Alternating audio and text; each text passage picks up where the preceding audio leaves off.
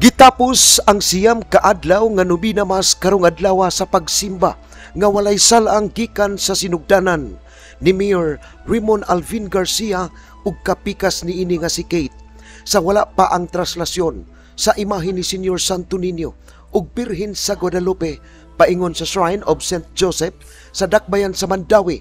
Si Mayor Garcia mipaabot sa iyang pag-ampo ngadto sa balang bata nga magmalampuson ang dako kaayong kalihukan sa Grand Parade karong Domingo, Enero 19. This is actually a week-long activity. Sobrang pagali, a month-long activity.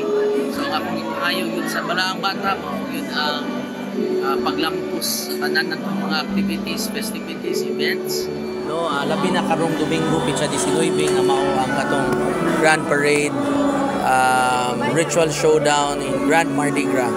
Gawas ni Ana, lain mga pangaliya sa mayor mao nga kun ugaling buligan siya sa labawng makagagahom nga makapadayon ang iyang maayong buhat sa katawhang Subuanon. Buligan sa kakaitas sa Senyor Santo Niño di ma-extend pa na.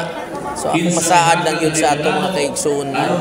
Mao yun ang tiunay nga panerbisyo, serbisyo nga naay konsensya, serbisyo nga naay kasing-kasing para sa atong mga kaigsoon kabos. Ang mga dalan giagian sa traslasyon na puno sa mga tao. Ang uban kanila nagdala og imahin sa balang bata. Samtang ang uban nagsayaw daplin sa karsada.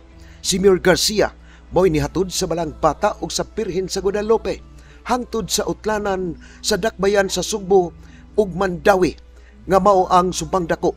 Hain nagpaabot na ngadto ang imahe ni St. Joseph.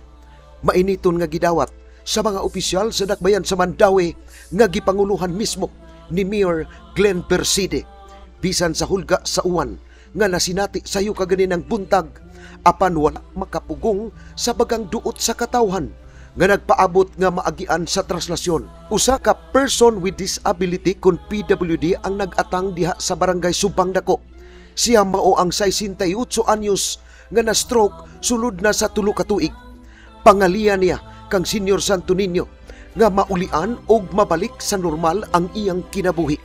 Igawas ko sa Bombay, ko ako ni tanaw, nga maayo ko.